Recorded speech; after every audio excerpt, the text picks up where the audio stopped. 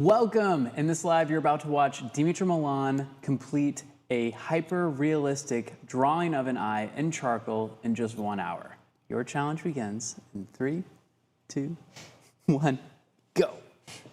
Okay, if you're new here, the reason why we're doing this is because we have a show called The Outstanding Artist where we put artists to the ultimate test and we challenge their abilities. And this is one of the specific challenges that we had the artists do in episode 6 of The Outstanding Artist. So after this is done being live, we are doing this live right now at the time of recording and broadcasting this, streaming this to YouTube. But afterwards, you'll see a link somewhere on the screen in order to watch episode 6 of The Outstanding Artist if you haven't already, or start the season. But Dimitra only has 1 hour to complete this, which is like nearly impossible. However, if you're new here, the reason that Dimitra is able to do this is because she's actually an artist prodigy. Dimitra started her career at the age of 16, and she has been a professional artist for over 10 years now.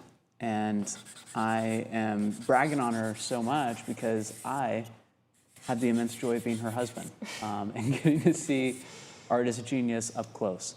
So since then, Dimitra's had a super successful career, both in galleries and online with massive online following, and has shared her tips and not just tips, but full instruction through the Mastery program.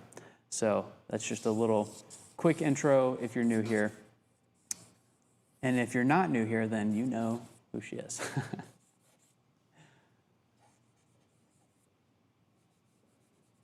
Dimitra, walk me through what is going through your mind right now in terms of like your plan for this. I am blocking in and trying to stay loose for as long as possible, like kind of feeling the shapes, kind of breaking down like the big shapes and getting like the structure right. And then I'm going to erase. This paper is so smooth though, like I think it's easier when it has some tooth to it, so that will be interesting.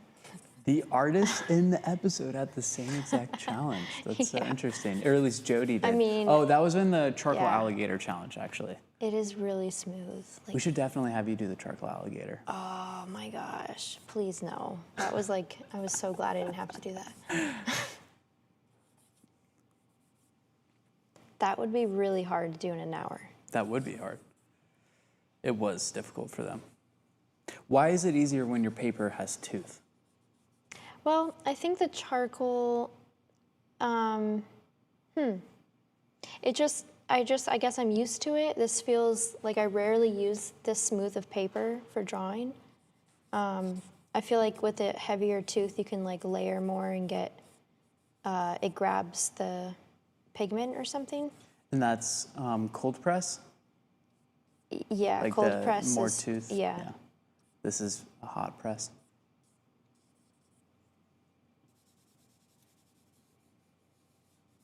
But charcoal is nice because it's, I love working with charcoal. It's really forgiving for the most part. If you're using like vine charcoal like this, then you can just rub it away with your fingers and get it lighter, or it's easy to erase if you don't press down too hard.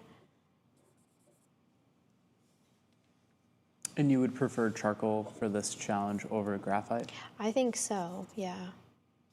Just because of the blendability? Mm-hmm. And it's also, I feel like you can get really expressive, and like with eyes, you want to capture that like emotion in the eye, and that's why I like using the charcoal for it. Because with a pencil, it's like I feel like I'm constantly battling getting too tight. Which I know the challenge is to create a realistic eye, so I will try to do that, but.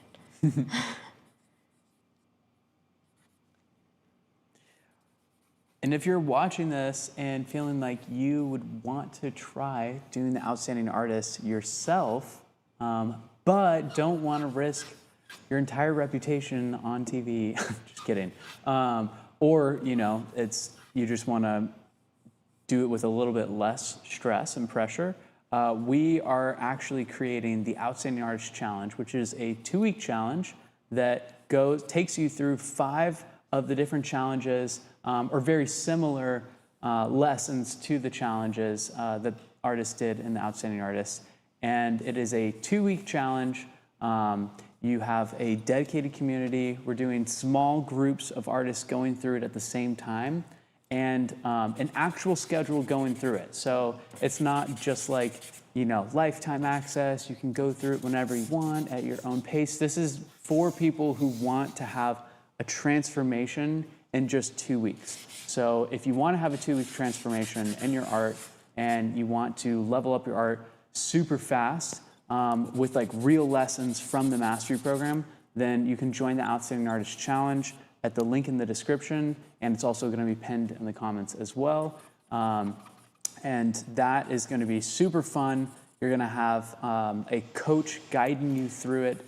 And the first 1,000 artists who are going to go through the Outstanding Artist Challenge are actually going to get feedback with Ellie. So they'll get to be in a coaching call with her. So super excited about that. We're going to be doing weekly or bi-weekly cohorts with that. So you'll be starting every Saturday or every other Saturday. Haven't decided exactly. But by the time you're watching this, we probably have already decided. So if you just go to that link on the page, it will explain clearly exactly what the details are.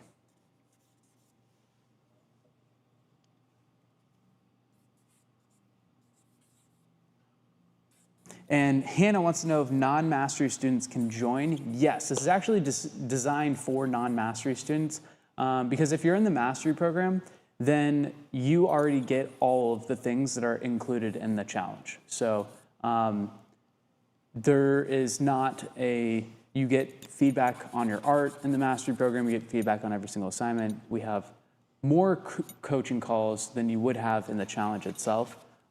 So the challenge is for non-mastery students. And if you're a mastery program student and you want to do the challenge too, because we have limited space, it's not for mastery program students, but we created the Outstanding Artist community. So you can do the challenges in that community too, or just do the lessons in the mastery program that are related to the Outstanding Artist challenges and then post them and challenge yourself to do them in a short period of time. So.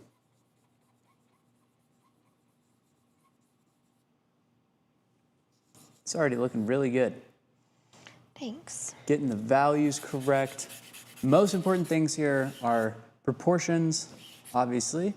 Composition's really important, so that when you step back and you look at it from afar, you didn't put the eye in a weird spot on the paper. And then value to create depth and realism.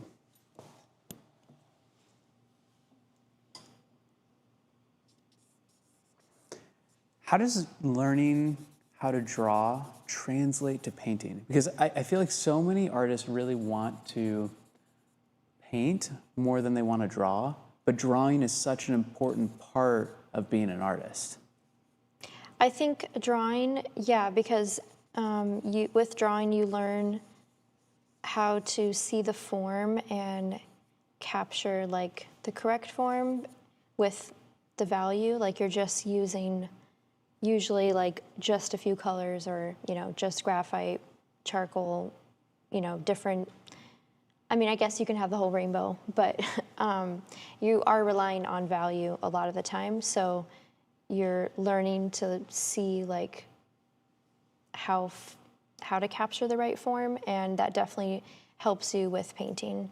And you also, like the way we teach drawing is really, how to say it? Like you treat the drawing materials as if they are painting materials. So the way you hold your pencil or whatever you're drawing with, you're kind of putting things down loosely and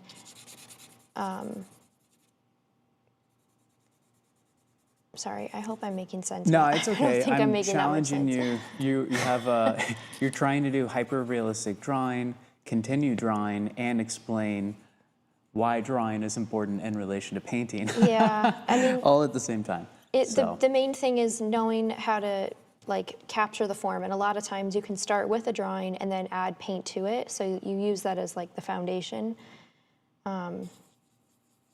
Yeah.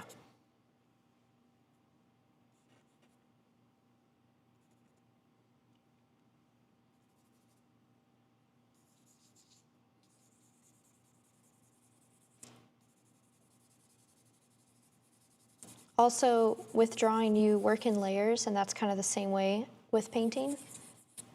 And so I'm trying to do that here with the eyes, like just gradually build up the values and the layers and kind of first sketching like the bigger shapes. So I'm ignoring the eyelashes, just looking at like the muscle under the eye, getting all the like dark values in there.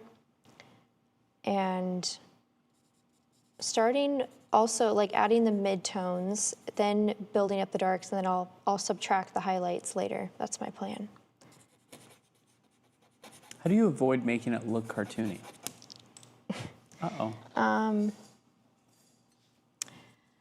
I think this first step is crucial in avoiding that, and that is sketching the big shapes and kind of doing like a combination of gesture drawing where you're really like loosely sketching those inner muscles and getting like the right correct angles. So when I'm doing eyes, I always like check like which direction is the eye looking and kind of draw a line across, like that's where the iris is. So I know that there's less white of the eye like in the front, where the back there's more white. So I'm just kind of doing a lot of like mental measuring and just really looking at my source for all that information. We are 12 minutes into this challenge. Do you feel like you're at a good spot? I think so.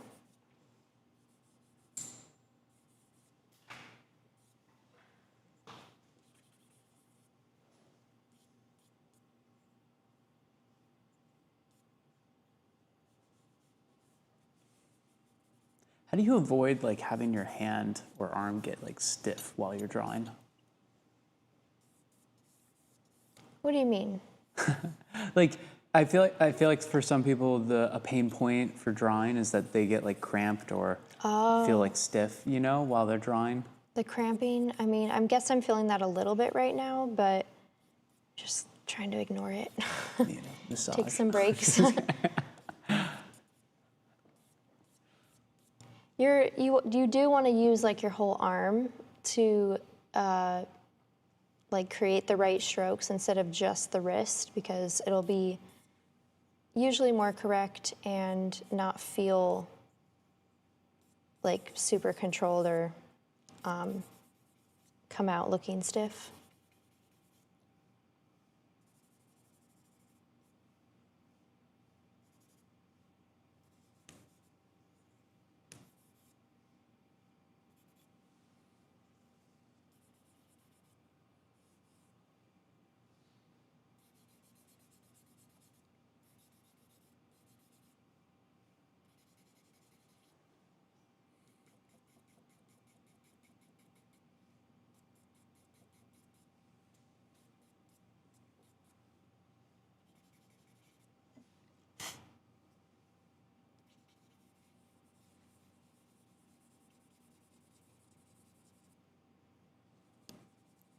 How do you avoid smudging with your hand?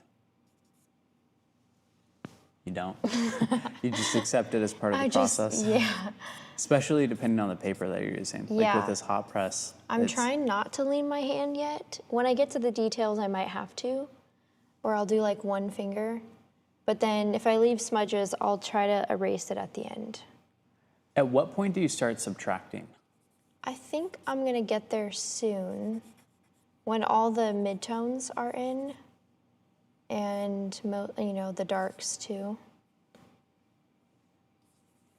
If you had to like outline the process, what would you like? What are like the overall or overarching bullet point steps? So first, block in with the charcoal I like to use the thin vine charcoal. I broke it, but like use the side of it and kind of get like the bigger strokes and get like a ground down, and then that will help you later when you want to subtract. Then you have something to kind of like a nice gray value of like 2 or 3 to work from. And then look for all those angles and kind of like get all the big shapes in. And you can kind of sketch and not outline too much. I think like something that people struggle with a lot with eyes is outlining everything right away, and then it gets really cartoony.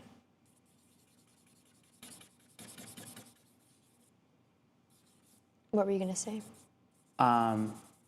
No, continue. So, or is that all the steps? Yeah. Okay. Then, oh, sorry, I don't know what I just said. Yeah, add the angles and then work like dark to light. So midtones, darks, then add like subtract the highlights. And then like whatever finishing details you want. I'll, at the very end, probably use this condensed charcoal that's like really, really dark, because this you can't erase. So this part is pretty forgiving if you mess up. So I'm gonna try to do the majority of this with the vine charcoal.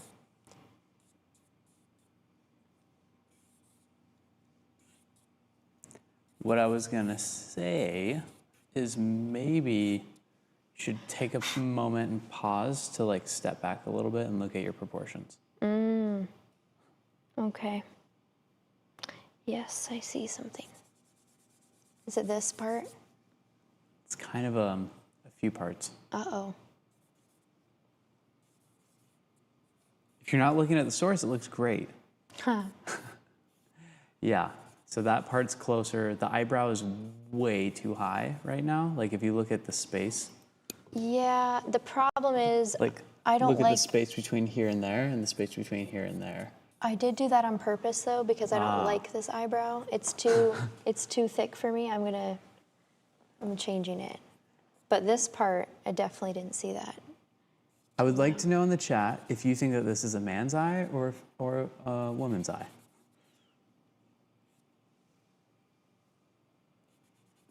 Because to me, and what we talked about before we went live, is that it seems like it's a man's eye, potentially. Mostly because of the eyebrow. But I feel like you're drawing it as a woman's eye. Yeah, I think you're probably right. But whatever. Specifically with that, like making the eyebrow higher. That's my creative freedom showing through. And now it feels like you're giving her eyeshadow.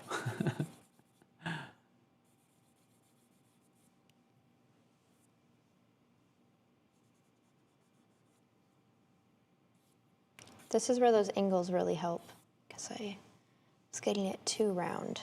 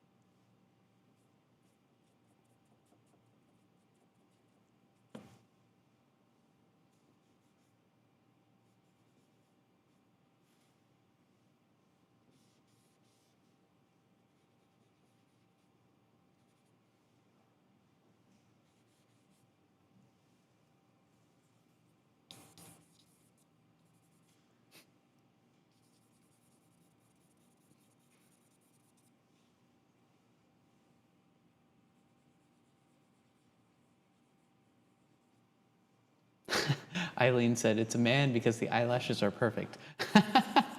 That's what I was thinking. Like, Jake has better eyelashes than I do.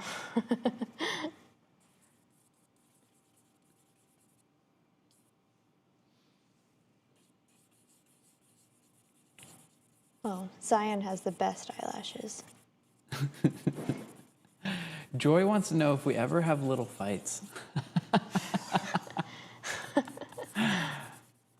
Honestly, not really.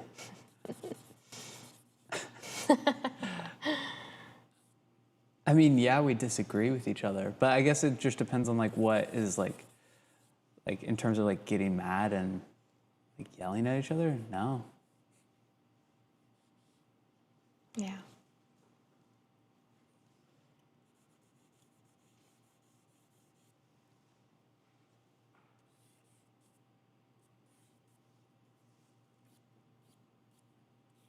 Jackie wants to know, how do you get the glossy, wet eye appearance? It is all in those little details. Like, Highlights. yeah, every little thing matters. So I will try my best to get it to that point.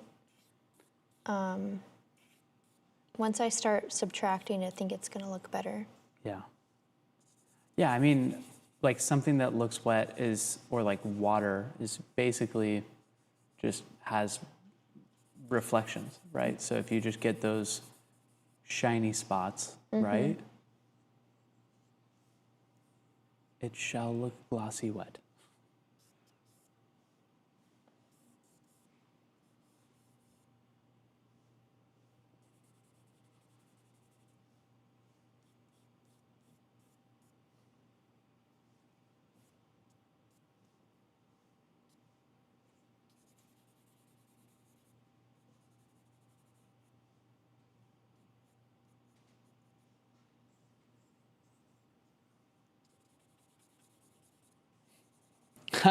Natalie said they're far too busy for fighting. LOL. It's funny because it's true. Is this Natalie who came Yep. Yeah. in person?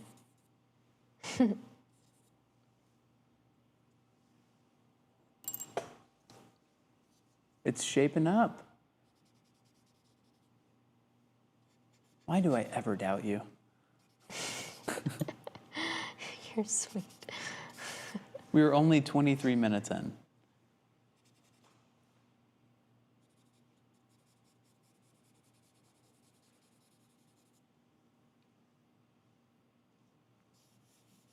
Bonnie wants to know, if you do a drawing, how do you seal it when it's finished so it doesn't smudge after? So you're going to want to use a fixative in this case, like Winsor Newton, or what are some other fixatives?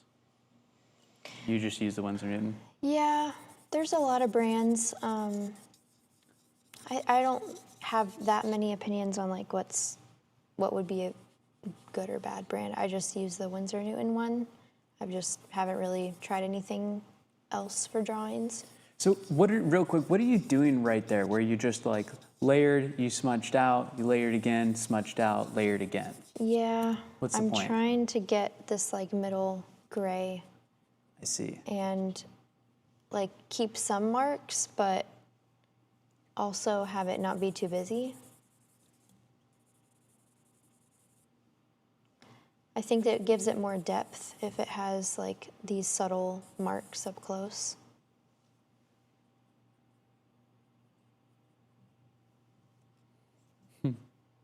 CC Burnett says, I call it being on the same debate team, Jake.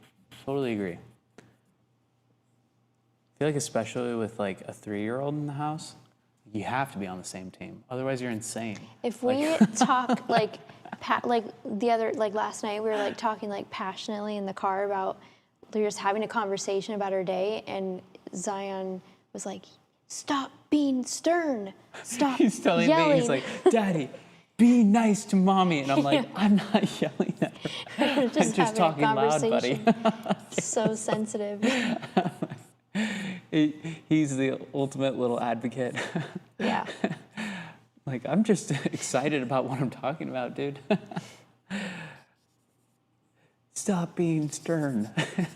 He learned that word yesterday. The funniest thing ever that Zion does, and he knows that it's funny to us too now, which makes it even better, I suppose, is he'll be like, we'll be trying to get him to do something.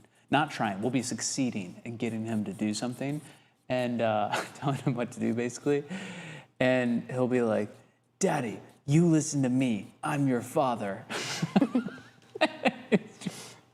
Or he'll be like, Mommy, I'm your mommy.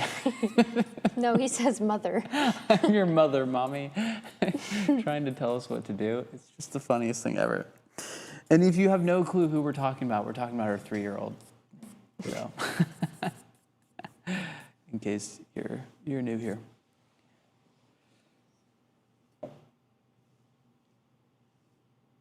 Talitha, yes, the baby is napping, although he's not napping here. He's napping at home with our nanny.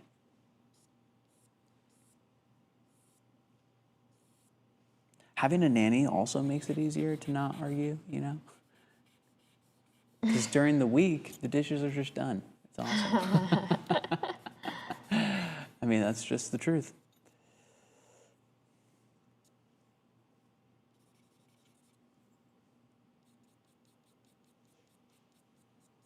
Neither of us like to do the dishes. Oh, Dimitra, this one's going to hit you hard. MR Betty 8057 wants to know, when is Dimitra's book getting published? Dun, dun, dun. Uh-oh. Gonna light a fire again.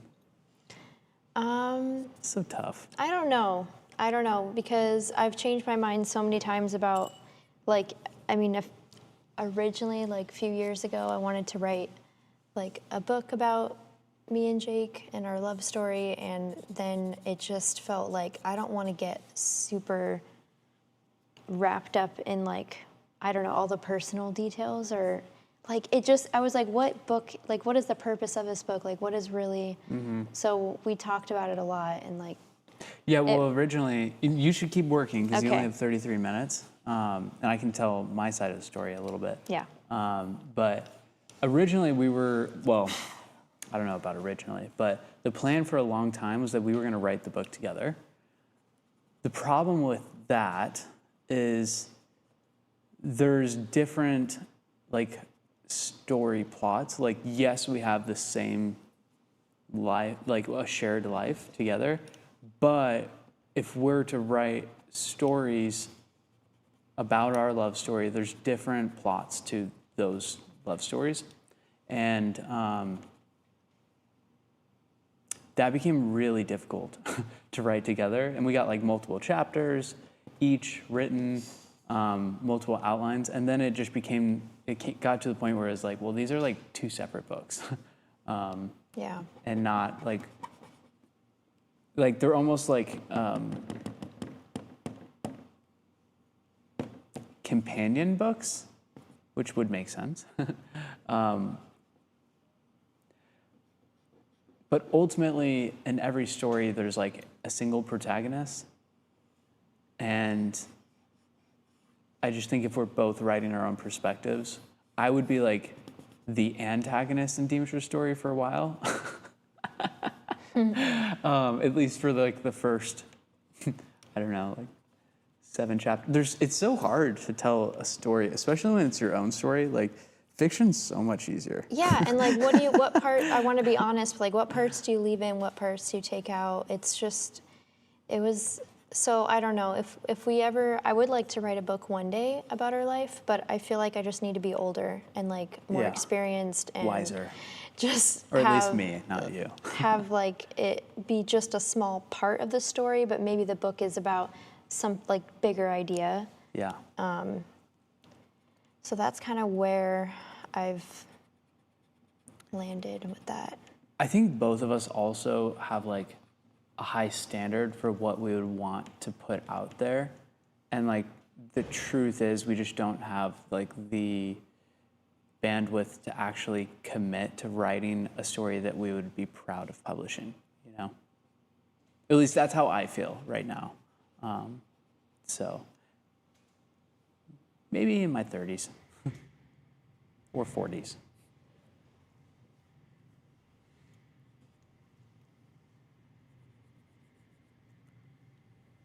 Talitha wants to know if you can use that fixative with alcohol ink pictures. don't think your alcohol ink would smear or like reactivate if you were to paint on top. I don't think you would need a fixative. I think you just need to spray with varnish.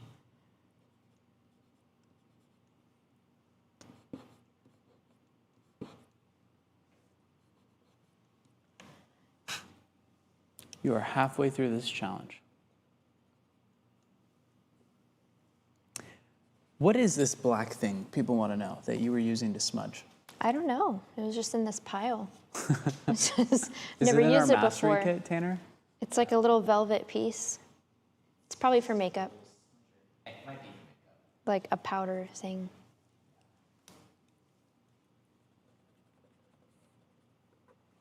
What it feels like is velvety.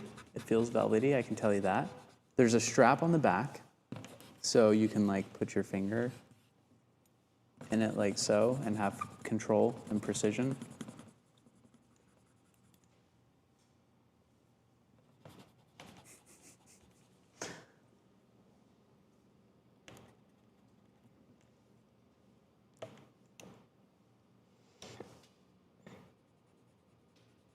Gosh, I'm so behind with the chat. Okay, let me catch up a little bit here.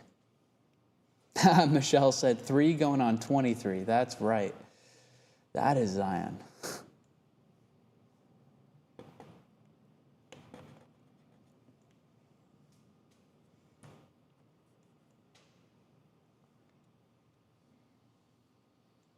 Today, Zion wanted, this is just a funny story, it doesn't really have to do with anything, but he wanted to, I was preparing like Easter eggs for like our neighborhood Easter egg hunt, and he was insisting that I hide some for him, so I did, and then he found them and there's chocolate inside, and that happened right before his nap. And now today is the first day in his whole life that he doesn't want to take a nap. And he told me, it was just so funny. I was like, Zion, why aren't you taking a nap? And he's like, I'm not sleepy. The chocolate is keeping me awake. It's just so funny. He just like, I don't know. If we say something one time, he just like hangs on to it, and that is his story. That's why I'm like so careful, like whenever to suggest anything, because kids are so impressionable. Like they will just pick up whatever suggestions you make, you know? So like, if it's not a suggestion that aligns with something that I wanted to do, like definitely not gonna even present that as an option.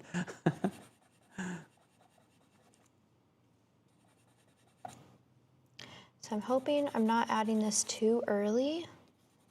Yeah, let's get back to the drawing here. It's kind of oily. I don't know. I'm not going to be able to erase it. The pencil, what is that pencil? This is a condensed charcoal. Like a... Soft. Yeah. Oh, it's just soft.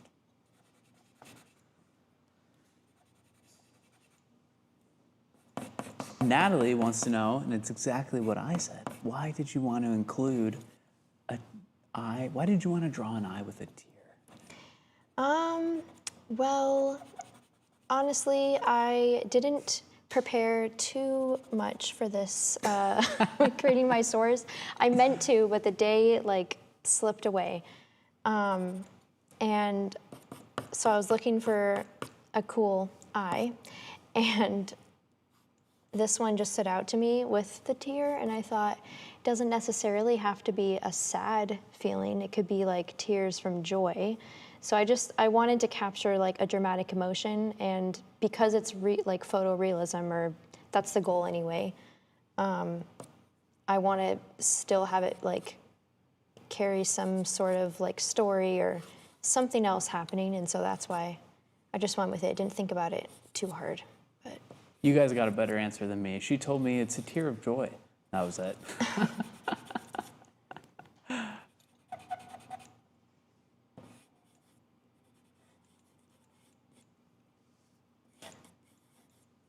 Dimitra was not using a white. I actually don't believe she has any white. She was just subtracting back when you asked the question. yeah. Catching up, y'all.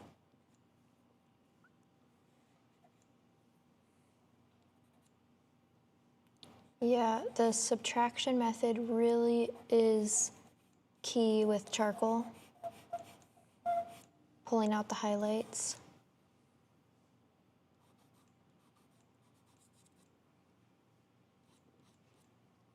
Nan Peters wants to know, how old are we both? How I'm old do you 20. think we are? I'm just kidding. I'm 26. At the time of recording, on April 1st, this is not an April Fool's joke, by the way. This is actually live. Oh my gosh. It would have been really funny if we would have just like ran an old video. It's like an April Fool's joke. That would have been on funny. today. Like, you know, we just take like a live from like 8 years ago and just like do an instant premiere so it like seems live or something, you know? But anyways, yeah, Dimitro's 26 and I'm 27.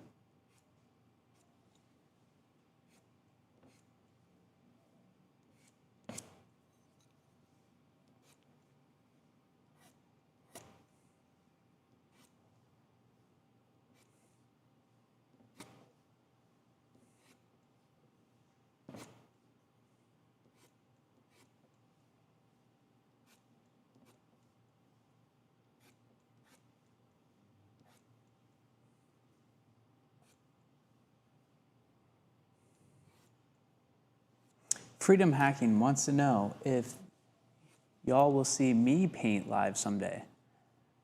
Maybe. That would be fun. First, I need to paint not live more.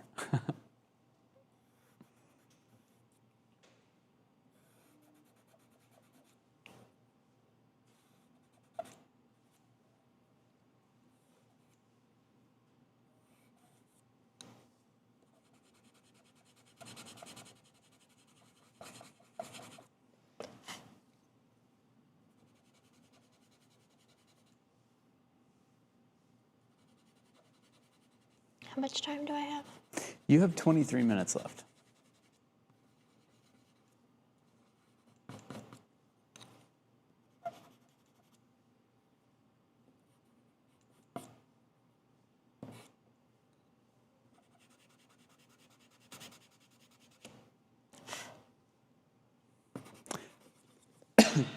Excuse me. Lucy really wants to know, how do you usually choose your source, Dimitro?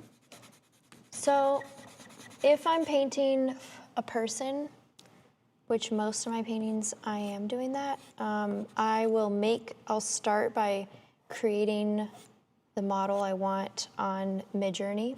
So that way it's really unique. No one else has that picture. I can get the exact pose that I want.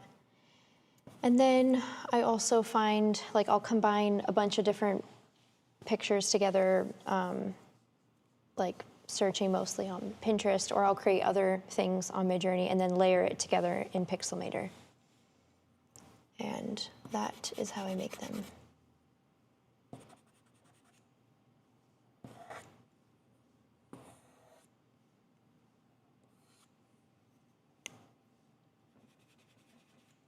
But it'll usually, like, I'll get an idea for a painting and then like just like see it in my head and then just, you know, start from there.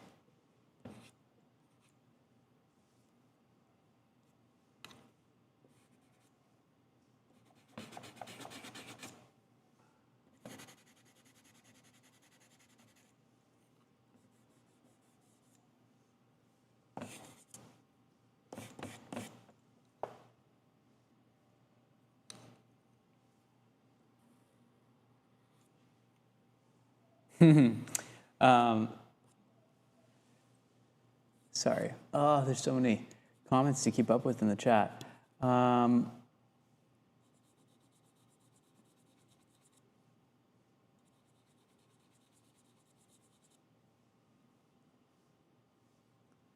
Crafty Cat said, I started watching season 1 of The Outstanding Artist, and I love seeing the family compete together. You should do it again, even as a mini challenge. Have Ellie and Dimitra join in too.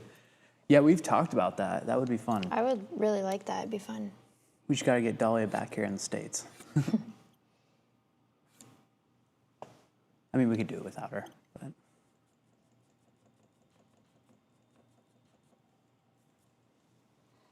That would be very interesting.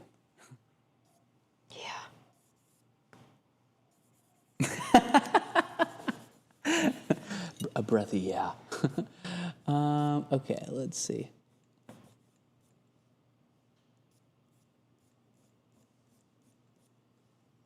Natalie desperately wants us to put together a mid-journey lesson in the mastery program.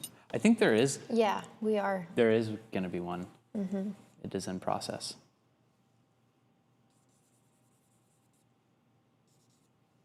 Well, I think that I filmed that a couple months ago.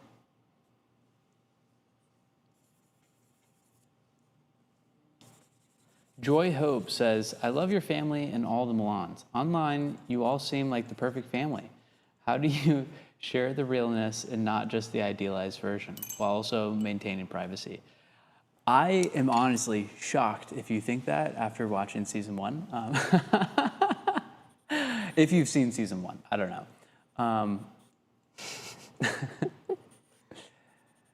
I don't know. It's certainly not like a perfect family, I but don't think families are ever perfect. yeah. I think we all just humans in general just curate.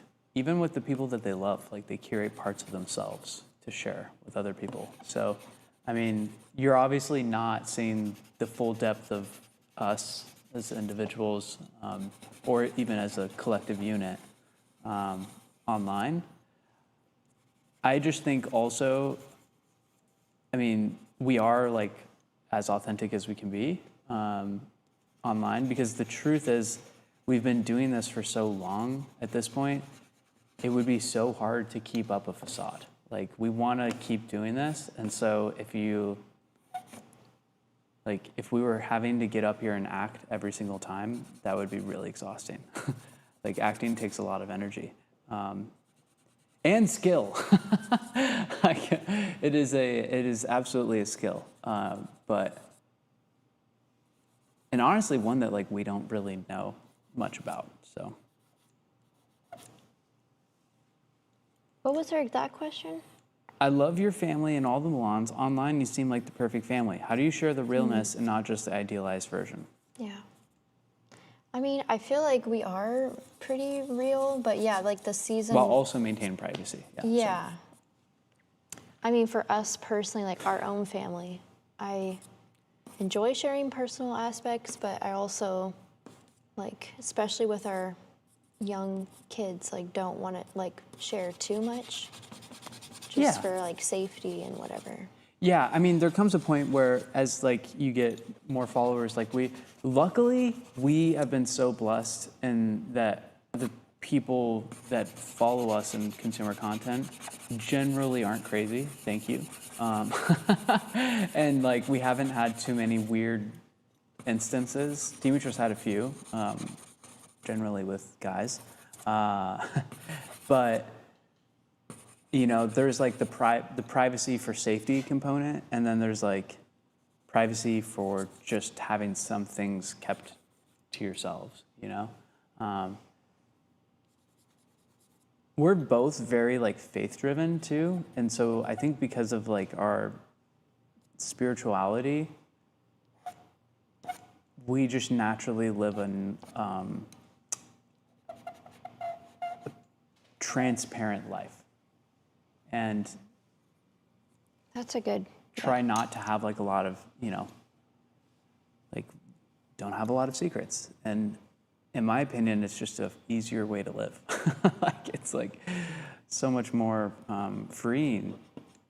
So.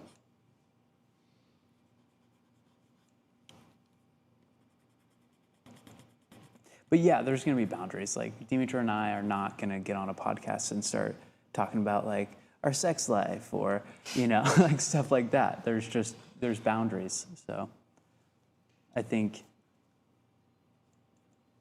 we have some like explicit boundaries and That's then honestly some implicit, A reason for the book too is like I was like, this is a special thing. Like I don't know that I don't know. I don't know if I want to get steamy in my writing. It's just I don't want to. Yeah, it's just like too hard to be like so honest and then I don't know. Yeah. Like if I was like a romance novelist person Like the type than of I book would. that you like to read? Yeah. Like, you would want to write a book that you would want to read, but the type of book that you would want to read, you don't want to write. Yeah. Well, I don't really read those kinds of books. I know. But I'm just thinking like Colleen Hoover, you know? yeah, I do like a her little books. spicy, not Yeah. too much, but Yeah, she's really good.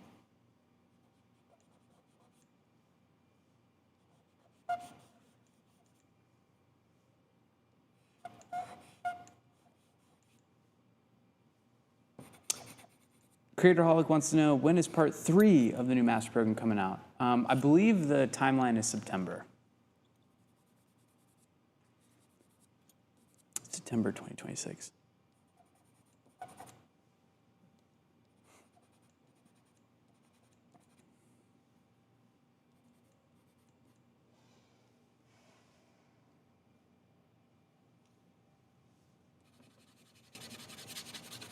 How much time do I have? You have 14 minutes left. Okay. What are you focused on right now? Well, What's the goal? trying to get the details in now with darks and highlights. This eyebrow is crazy.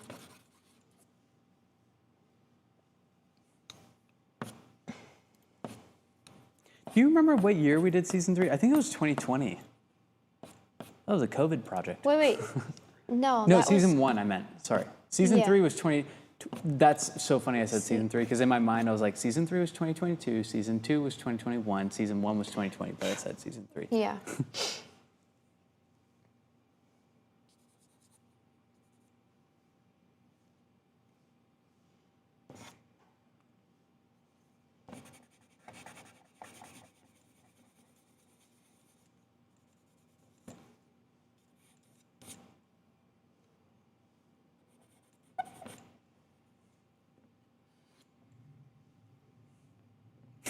Stephanie Nolan said, maybe don't put Dino and John in cuffs this time. Or maybe do.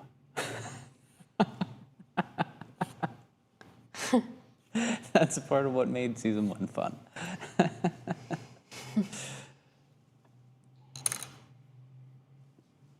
Natalie said, I spent a week with Ellie and she is what you see online. I met the rest more briefly, us being the rest.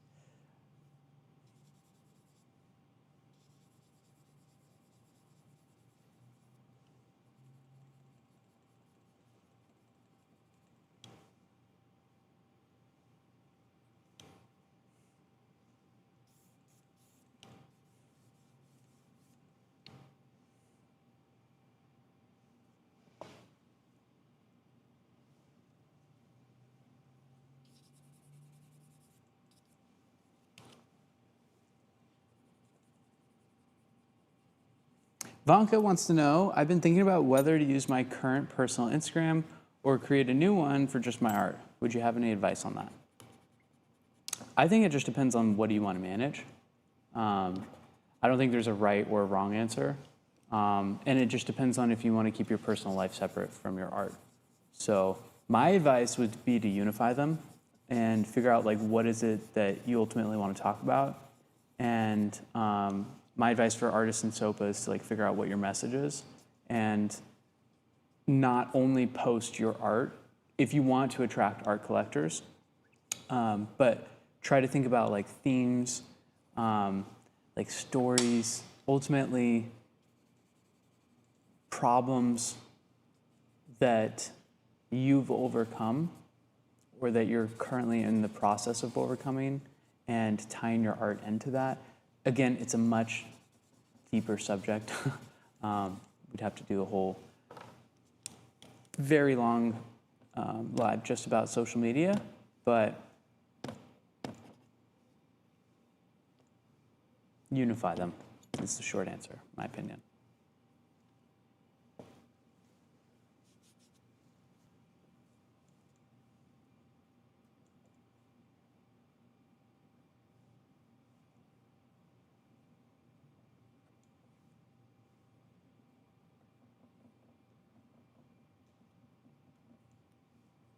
Isabel Grace Studio wants to know if you're going to be making prints of your mermaid collab painting with Ritico. We've been getting a lot of requests for that, so we will try to work that out. I need Jake's help with that. I was thinking about doing like a limited edition release and do like hand embellishments or something.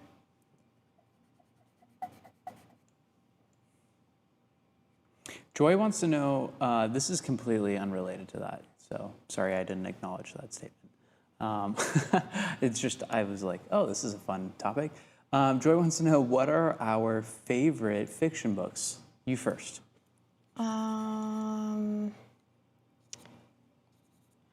Well, I don't have like specific things that come to mind. I haven't read fiction books in a while. Colleen but- Hoover's books are all fictional. Yes, I do like hers. Yeah. Not the scary one, not the one that's pretty, Verity, I think. That one's, I tried reading it, it was too scary.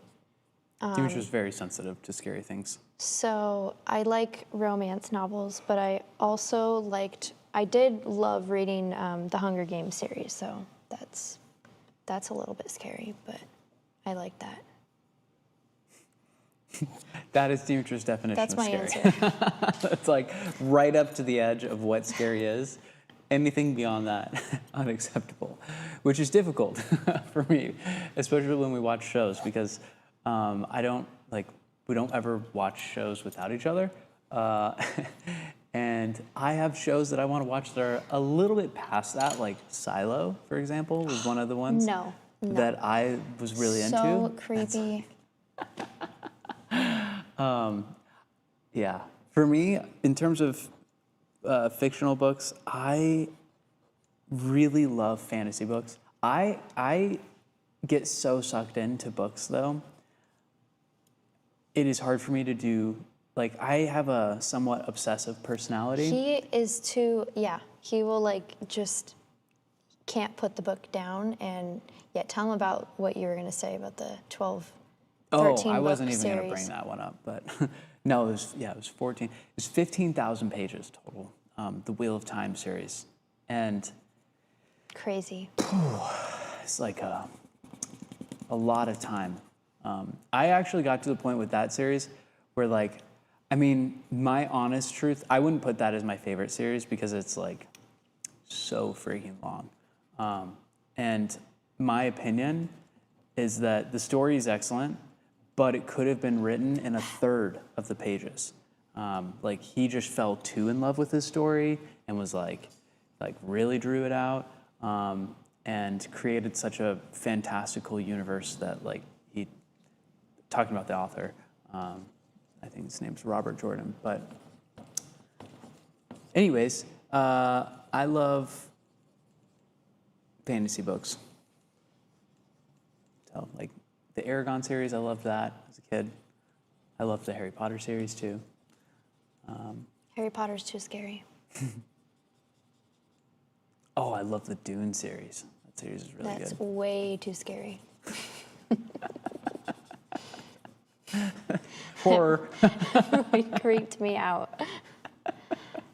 The book is way less scary. I mean, like, I don't know. I liked the Dune series a lot because the trailer came out for the movie like a year before the movie came out. And I had, like, just listened to a podcast with Tim Ferriss where he had said that Dune was, like, one of his favorite books. And, like, I'd just seen the trailer for the movie and I was like, oh, I'm going to give this a shot.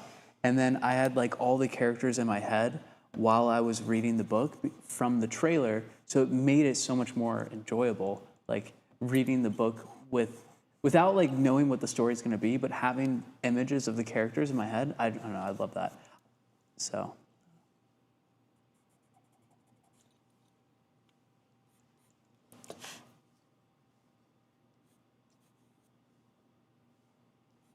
Joy wants to know, how soon do you have to apply for graduating from the master program to get to go to the September graduation? I think we're gonna have like a July cutoff. or August. I don't know. It's just tough because we have to because there's venues involved and stuff. We have to make sure that we have ample amount of time to prepare for the number of people who are going to be there, including all the people from Milan Art Experience, which this year, the plan is, it's not finalized yet, the plan is it's going to be a lot more people, and we'll have 200 spots. So we're still, I know, I look at Tanner's face. Tanner's like, what? And we're going to do it all in this warehouse. Just kidding. No, we're looking at venues right now and trying to finalize that. So Harley came around the corner. So Harley's like, oh, hell no.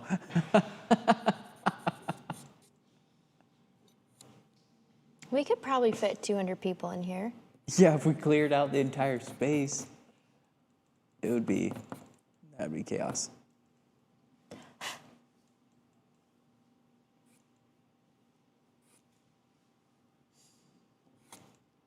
I feel like these bottom lashes are just crazy. I don't need to add all that.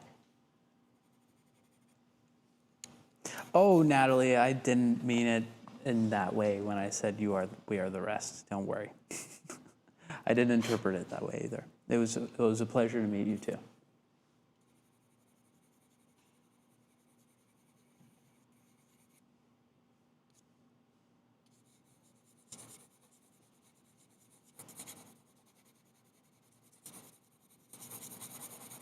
Kathy said, I'm a master program graduate. I was thinking about joining SOPA. Should I? I'm assuming you're asking the chat, because if you're going to ask us, it's like, let me give you my completely Definitely unbiased yes. opinion. I mean, it just depends. So if again, consider the source. But my opinion is that if you're planning on pursuing your art professionally and you're actually taking steps to earn money with your art, there's been a lot of instances where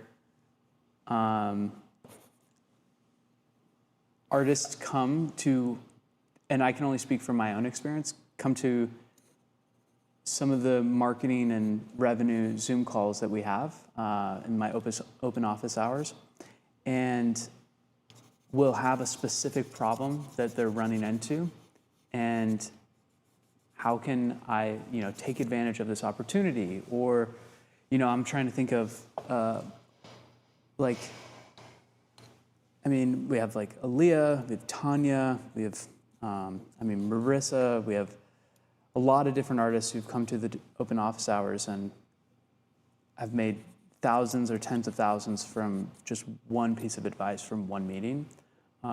Again, they implement it though, so it takes time. If you're not working actively, then you're not going to get as much out of it. So I think if you're working actively and you're going to come to the meetings, and which we have I have a meeting every week basically, and talk about marketing and business, revenue, how to make money, and I love going through specific pieces of content that artists have made and giving ideas in terms of how to amplify their reach with it, or how to just improve the content, what is wrong with it. I think as a person in business, it's so hard figuring out what the unknown unknowns are. In my opinion, fundamentally, anyone can get almost anything answered if you know the right question nowadays with AI. The problem is when you don't even know what question to ask. And so if you have questions or situations where you're this is the situation, I don't even know how to approach solving this. And a lot of times an artist will come to a meeting and they think that their problem is one thing, but after asking a few questions, I'll figure out it's actually this thing. For example, a specific artist, and she may not agree with me too, came to the meeting asking about whether or not she should lower her prices. And I asked a lot of questions, and at the very end of it all, I came to the conclusion that she was trying to sell her art in the wrong spot, because she was selling her art more at local markets, and her art was very excellent and deserve to be in art shows, not markets. And the difference being like the tier of collector that is attracted at an art show versus an art market. If someone is displaying their art in markets, then what? Is it 4? Is it Oh time? my gosh, you have 7 seconds left. Okay. Okay, we'll give you a grace period just until I finish this answer. Okay. I selfishly want to close the Yeah, loop. But if an artist is showing in markets, then they the price tier, like the pricing threshold that a person who's going to a local market, like think like, you know, a farmer's market, having a booth at a farmer's market, you're not going to be able to sell a painting for $5,000 at a farmer's market. Like, I mean, you might get like super lucky once a year and have the right person. And it also depends on where the farmer's market's at. Like, yes, maybe if you're in like a Beverly Hills farmer's market, you might be able to. But I'm speaking to like the average farmer's market. The person who's going there isn't going to the farmer's market thinking, I want to buy an original painting right now. If you're selling things that are between like $20 up to maybe $200, then you'll sell enough. You know, you'll sell enough to cover your expenses, hopefully. If you're, you know, have the right setup, if you have the right value proposition for the, you know, group of people that are there, if your art's good, obviously. But if you want to sell your paintings at a higher price point, you have to be in the right spot.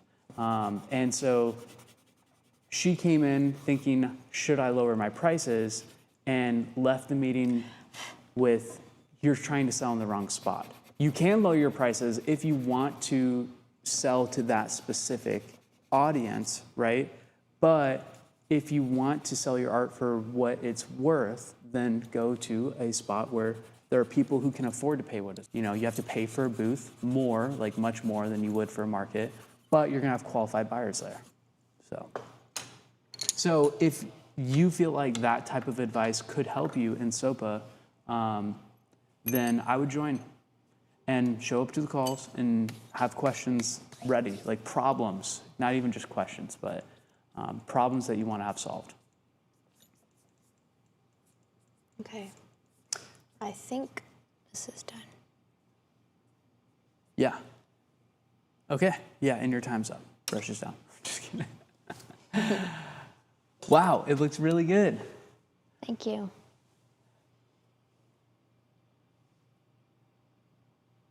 It's like so much more realistic than it was.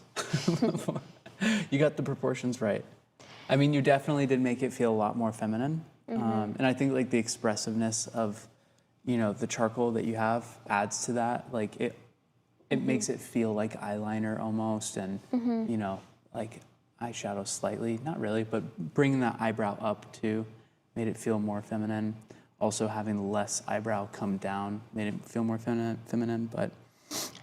The only thing I wish I did would maybe work on this a little bit more. The iris? Yeah, I feel like that needs to be darker and like more clear, and I wish I could have got that like sparkle of, I need like a smaller eraser than this. There's like a few highlights I couldn't get because I already put the condensed charcoal. So, oh well. If I had white, I could. You also did this in only 1 hour, and the artist and the outstanding artist had 2 hours. This is really good and, you know, competitive, I would even say, with what they had 2 hours for. But, Yeah. you know, anyways, Well, what would you do different if you were to start over on this specific challenge, if anything, and what would you do different if you had 2 hours? good question. Well, I would probably slow down a little bit, spend more time on the proportions in the beginning, and maybe block in a bit more with like maybe a bigger piece of vine charcoal, or if I had like the loose powdered charcoal, maybe like painting that in and then subtracting. I think I probably went to the condensed charcoal like too soon, too quickly. So maybe I'd but I don't know. I do like how it turned out. I would say if you're gonna try this, definitely work from like the looser material up to like using the condensed charcoal last. And like these blocks here, these are condensed as well. I didn't even use those, but once you add that, you cannot really erase it, so it's there to stay. But adding those darks, like the final darks and the highlights, like subtracting, that's going to make a huge difference in this process to get those details in and have it feel realistic. So, Awesome. Yeah. Well, thank you so much. And if you are watching this and feeling inspired and feeling like I would love to not just watch this, but actually do this, but you want step-by-step instruction as you're doing a challenge, it's not this exact challenge, but we have 2 drawing challenges in the Outstanding Artist 2-week challenge, which is designed to really activate you in your creativity. So if you want to get there with your art in 2 weeks and experience a total transformation in such a short amount of time, we picked the 5 lessons that we think are going to be the absolute highest leverage, Pareto's principle, 80-20 rule, the 20% that's going to make 80% of the results in such a short amount of time. Just a 2-week challenge, so you can sign up for that. It's only going to be $100 or $99, and you can join the wait list for that. Otherwise, if you're watching the recording of this, then it's probably already live, and you can sign up for that, the next start date of that, by clicking the link in the description. So we hope to see you in that. It's going to be a lot of fun going through it with other artists at the same time, sort of like a little mini mastery program experience, but condensed into just 2 weeks. So if you've been thinking about taking the mastery program, if you are an beginner or intermediate, I would say this is probably for you, and will help you really transform your skills and create stuff that you're really proud of in just 2 weeks. You'll make 5 beautiful creations. So hope to see you in there. You're going to learn a lot in it. And thanks for joining us in this live.